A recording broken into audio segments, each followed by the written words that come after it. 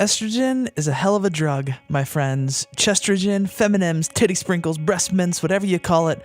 Starting hormones for trans feminine folks is a super scary, super exciting, and generally really fucking weird time in life. It changes so much about how we interact with our bodies, and for some of us, it radically transforms the way we experience our sexuality. The accepted script for trans women is that we get into therapy, start hormones, and eventually have surgeries. In fact, there are medical gatekeepers who won't even recommend hormones unless surgery is your stated goal. This week, we're going to meet someone who isn't following the script. Her name's Anna, she's on hormones, and she loves her girl dick. Hi, my name is Anna Valens. I'm a reporter for The Daily Dot. I've written for places like Bitch Media, Dot Esports, The Establishment. I mostly cover LGBTQ topics and trans journalism issues. I also run a column for Daily Dot called Trans Sex, where I write about trans sexuality, trans bodies, and kind of the myriad messy situations we fall into as trans women living in 2018 and 2019.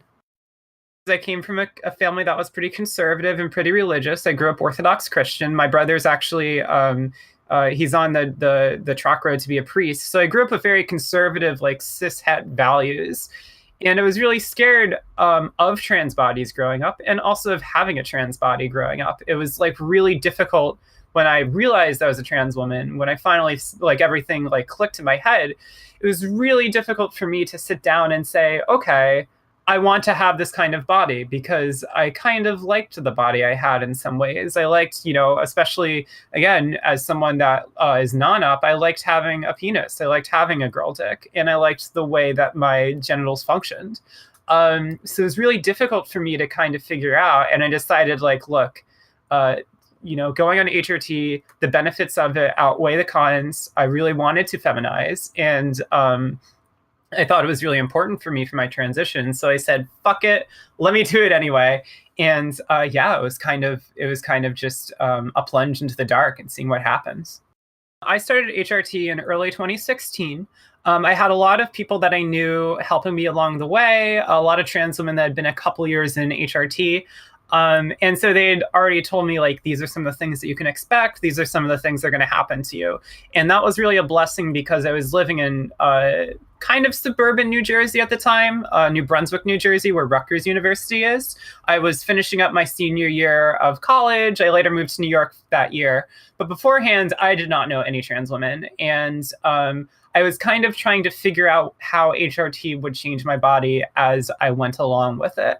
And I was never, there's a stereotype of the trans woman that, quote unquote, knows she was a girl since she was very young. And I did not know that. Like, it took me a very, very long time to piece everything together. I started HRT when I was 22.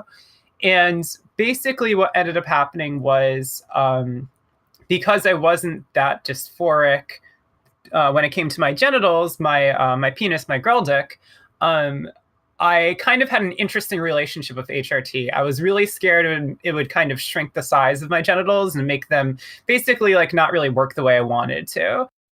I remember one of the first things that happened right away was I was just so blown away by how quickly my skin started to feminize. I think it was within a couple weeks, I went from having like this kind of coarse texture to, like, on my face, like, it felt really soft and kind of girly and feminine. And it just made, like, it was just this kind of thing, like, I'd wake up in the morning, like, before school started, and I would just, like, be in the bathroom touching my face and being like, wow, this is awesome. And it was like, it was quite the process for me to actually get more of the physical effects, like having changes to my breasts and starting to get breast tissue. But so it took a long time, but kind of what happened was, like, the small everyday little changes I noticed, like the changes in my mood and the way that my skin was changing and my hair, kind of like there's like a little bit of progress each week. So there's a little something to look forward to that made me, like, really excited and happy. Like, fuck yeah, I get to be a cute girl, like, finally.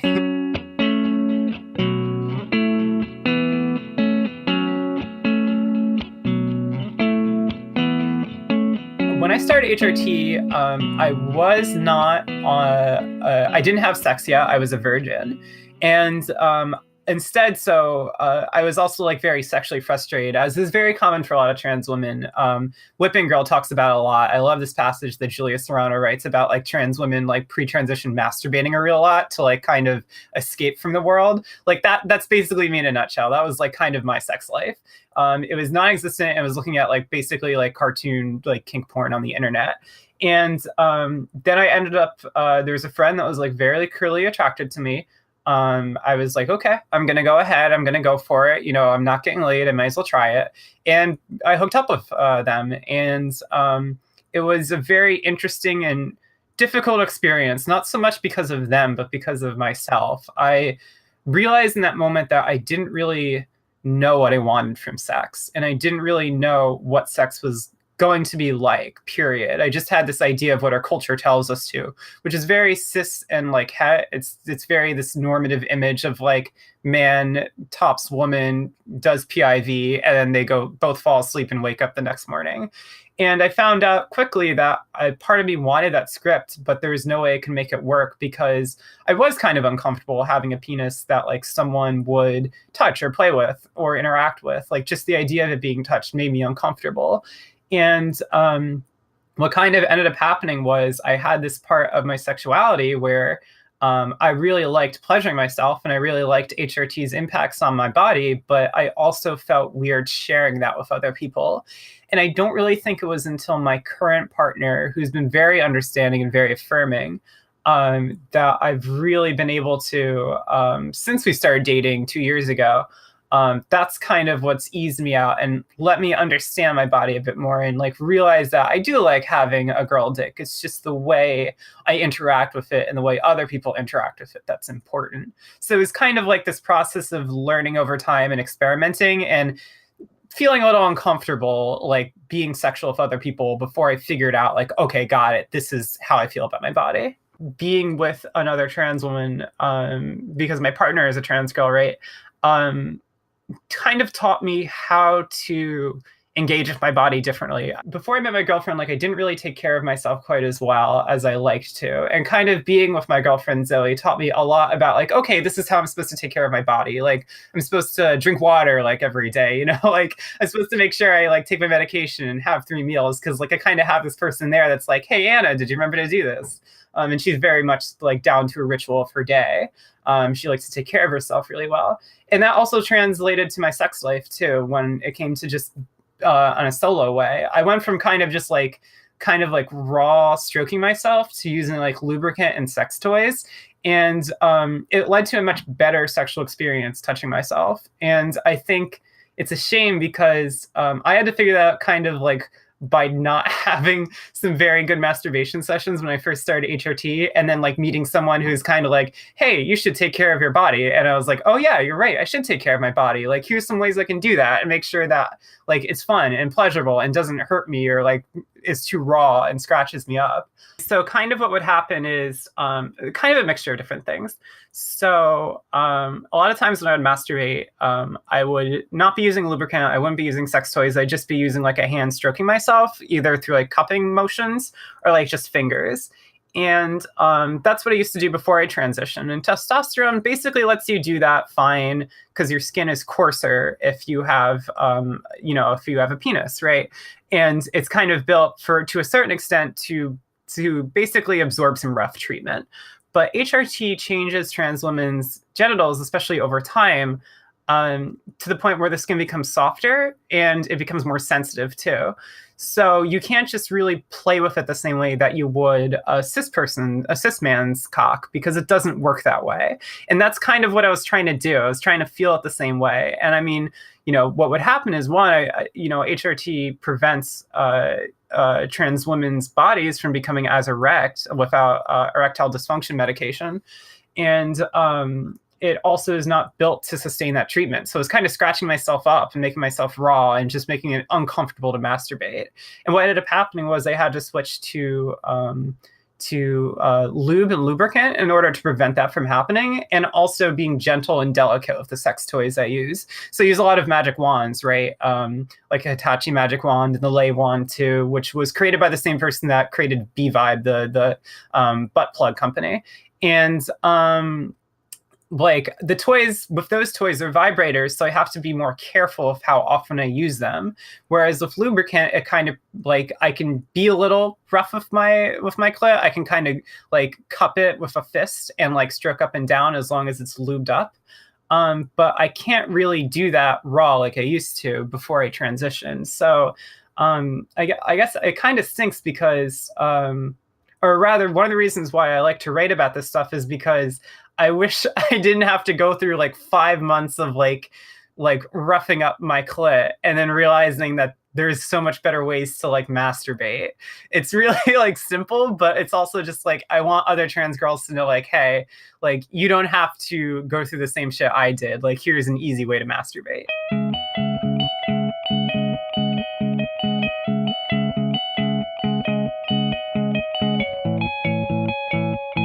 Because there's not a lot of resources out there that talk about this stuff, like trans women kind of have to figure out as we go. And sometimes that means that we don't always put two and two together or get to hear each other's experiences. Like just talking now, like, you know, like you had to ask me a follow-up question or two for me to talk a little bit more about the specifics of my experience. I think we're like really shy about talking about how we masturbate. Whereas like cis women, you get two of them in a room together and give them like a bottle of wine. And like within an hour, it'll end up being like, they're talking about vibrators and vaginas and like all sorts of things. Like we very much feel that stigma in a way I wish we didn't, because it's kind of cool to talk about masturbation.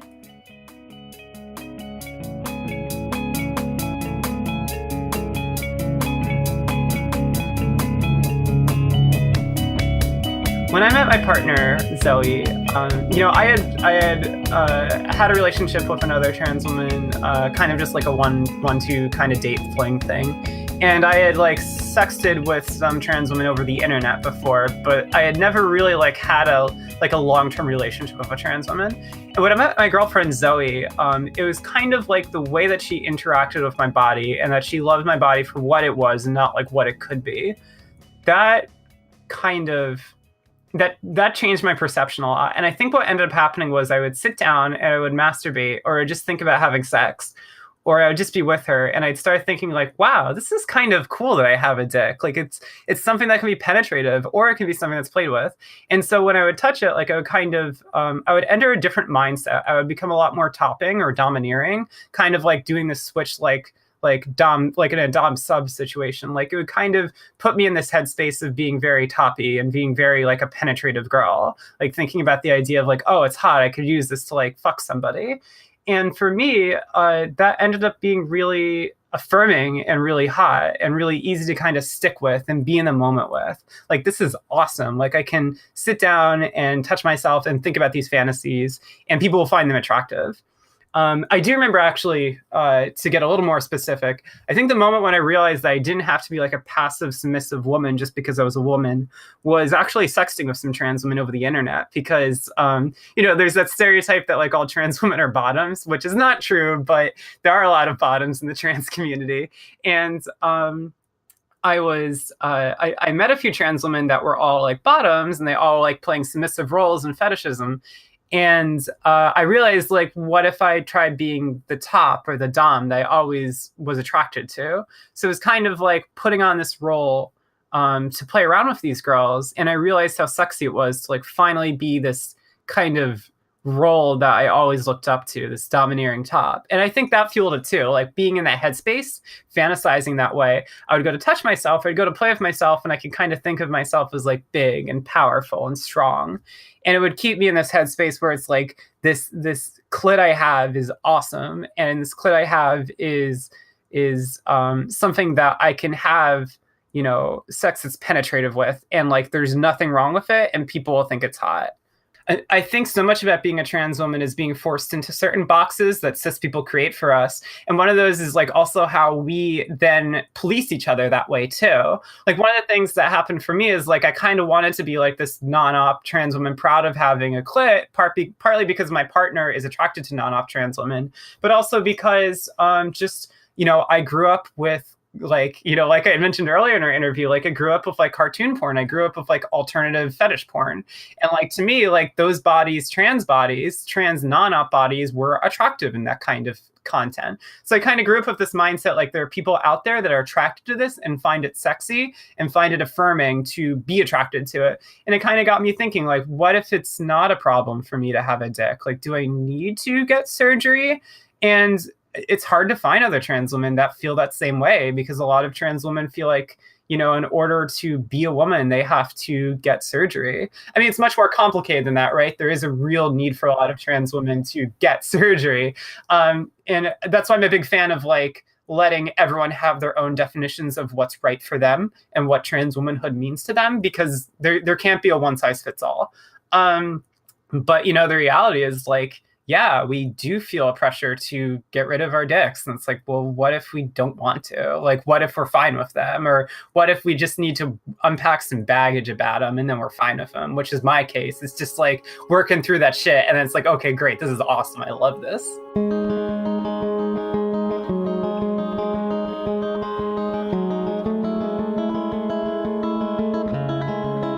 It's still an ongoing process for me. There's still baggage to work out. I'm actually a little jealous of trans women that come from like very progressive communities and families, because I feel like it's easier for them to kind of get to that point where they're like, I'm non-op and proud and I love it. For me, it's kind of more like a gradual process. Like there's some days where I feel really good about being non-op, and there's other days like, man, I wish like, I wish I was cis, or like, man, I wish that I had a pussy. And it can be difficult because you have good and bad days, or at least I do in my case. So I think part of it is also, it's not so much before or after as it is, there are days where this feels great, and there's other days where it's like, I don't really feel good about having a dick today. And, I think that's something we also don't talk a lot about as trans women either, is that kind of the idea that transitioning and like coming to terms with your body is like an ongoing life process. It's not something that there's a before and after. It's like a life journey, and sometimes it takes a very long time. If you're a trans woman, your body it's your business, and you get to decide whatever you want to do with it.